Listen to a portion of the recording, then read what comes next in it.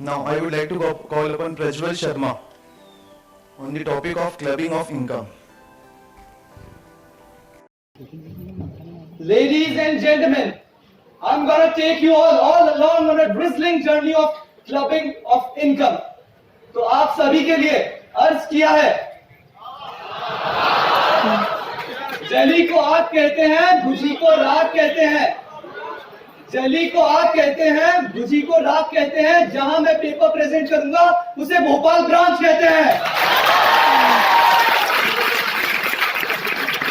I, Prajwal Sharma, standing in front of you all with my topic, clubbing of income. तो पहले बात आती है, ये क्लबिंग मतलब क्या हुआ? क्लबिंग इज मेरी इनकम पे टैक्स मैं दूंगा, आपकी इनकम पे टैक्स आप दोगे। लेकिन अगर आपकी इनकम पे भी टैक्स मैं दूंगा, देन आपकी इनकम मुझ में क्लब हो गई। That is clubbing. Person is responsible for paying tax on his own income as well as income belonging to others, fulfilment of certain conditions. Now अब नेक्स्ट टॉपिक इज ये clubbing होती कैसे है? Clubbing का मतलब समझ में आ गया। अब क्लबिंग होगी कैसे? First section 60 says transfer of income without transfer of asset. Asset मेरे पास हाउस प्रॉपर्टी है, हाउस प्रॉपर्टी से कुछ रेंट आया, कुछ जो रेंट मिला वो मैंने मेरे पास नहीं लिया, किसी और को बोला इनको दो आप रेंट। तो इनकम टैक्स ने बोला सर ये जो आपने रेंट घुमाई है ना, घुमा के वापस अपने पास ले आओ, income to be clubbed in the hands of transferor. Next section is section 61, income from revocable transfer. अब रिवोकेबल ट्रांसफर क्या हुआ?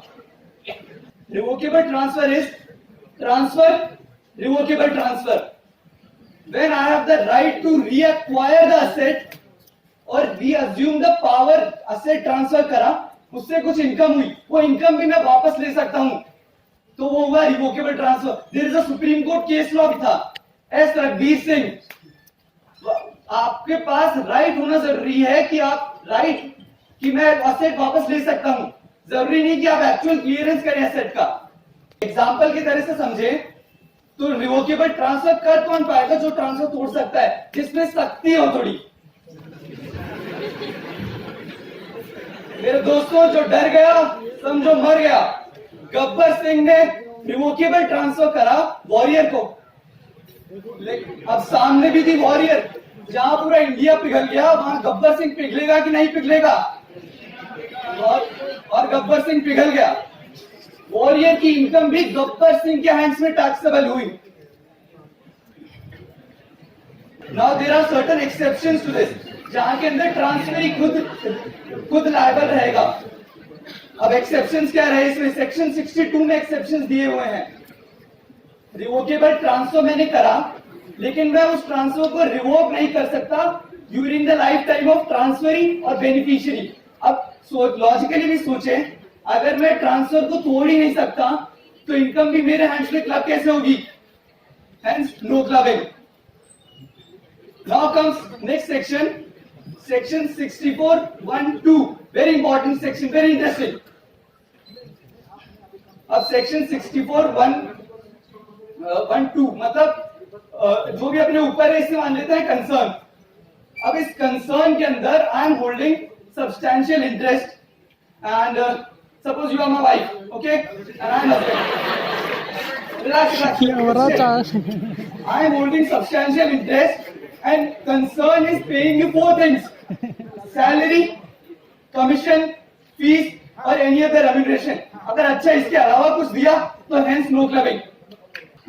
अब बात आती है कि जो सब्सटैंशियल इंटरेस्ट होल्ड करा मैंने, ये क्या हुआ? 20% और मोर। मतलब अगर कंपनी है तो कंपनी के शेयर्स वोटिंग पावर वाले 20% और मोर। कंपनी नहीं है, कोई other company other than company है, देन प्रॉफिट्स उसके 20% और मोर। ठीक है। अब यहां पे भी पॉइंट ये है कि अगर हस्बैंड और वाइफ का रिलेशनशिप शुड सब्सिस्ट कब? At the time of accrual of income. Okay. Now let's take an example to this. Suppose Ranveer Singh, Deepika Padukone.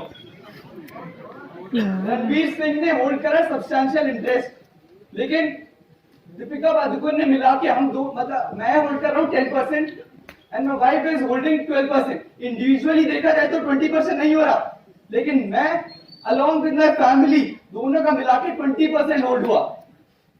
Okay, अब 20% होल्ड हुआ और रेम्यूनरेशन कंसर्न से दोनों को मिल रहा है, मेरे को भी रेम्यूनरेशन, आपको भी रेम्यूनरेशन मिल रहा है।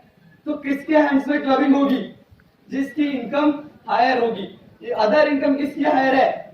दीपिका पादुकोण की। क्यों? क्योंकि बाजीराव ने मस्तानी से मोहब्बत की है, अय्याशी नहीं। अब दीपिका पादुकोण की बात करें तो जो अदर इनकम है वो टैक्सेबल रहेगी, जो रेम्यूनरेशन मिला वो टैक्सेबल रहेगा, लेकिन जो मेरे को रेम्यूनरेशन मिलेगा वो उनके हैंड्स में क्लब हो जाएगा। This is the point. Now next is section 64(1)(4। Virat Kohli ने फ्री में और otherwise than for adequate consideration और एग्रीमेंट फॉर लिविंग अपार्ट के अलावा कोई एसेट दिया, मतलब फ्री में कोई एसेट दिया अनुष्का शर्मा को, उस एसेट से इनकम हुई, that income would be club directly in the hands of transfer, Virat Kohli के हैंड्स में। सेक्शन 64(1)(6 स्पाउस को सन्स वाइफ में बदल दो। अमिताभ बच्चन ने ट्रांसफर करा सेट ऐश्वर्या राय बच्चन को, उससे इनकम हुई, तो अमिताभ बच्चन ने इनकम टैक्स से पूछा, है ये इनकम किसके हैंड्स में टैक्सेबल होगी? तो इनकम टैक्स वालों ने बोला है आपके हैंड्स में टैक्सेबल होगी। तो income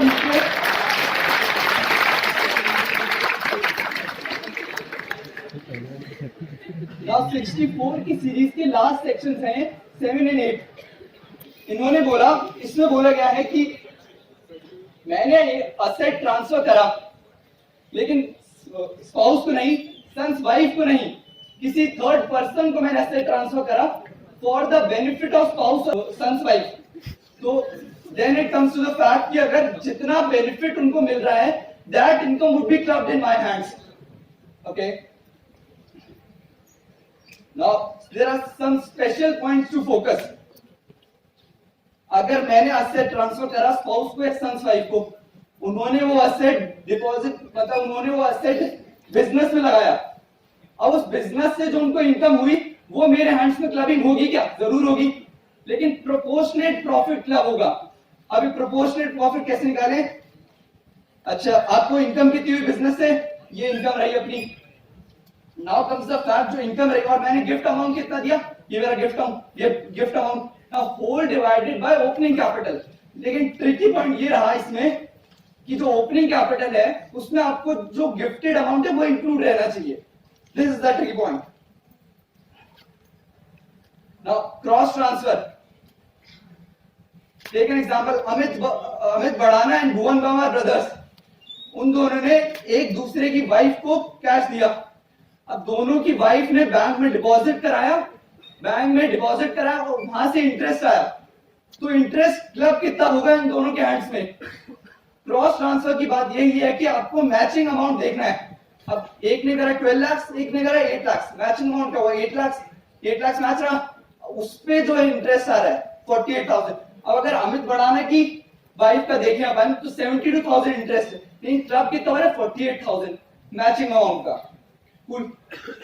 Now there is also income from transfer to HUF. अच्छा, अगर मैं खुद की सेल्फ एक्वायर्ड प्रॉपर्टी को मैंने HUF में दे दिया, देन उससे इनकम हुई तो वो भी मेरे हैंड्स में क्लब होगी।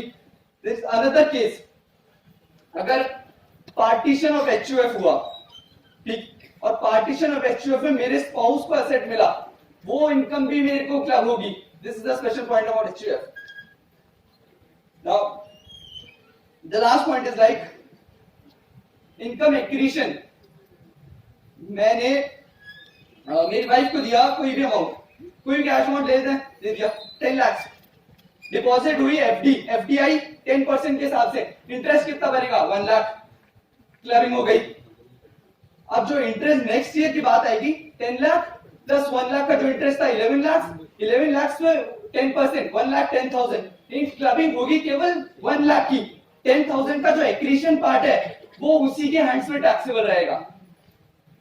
ओके, तो नाउ अब मेरे जैसे लोग जो पूछ सकते हैं ऐसा डाउट जिसमें कि अगर ये केवल प्रॉफिट ही क्लब होता है या लॉस भी क्लब होता है, दोनों क्लब होता है दोस्तों, प्रॉफिट भी क्लब होगा, लॉस भी क्लब होगा, negative income also to be club.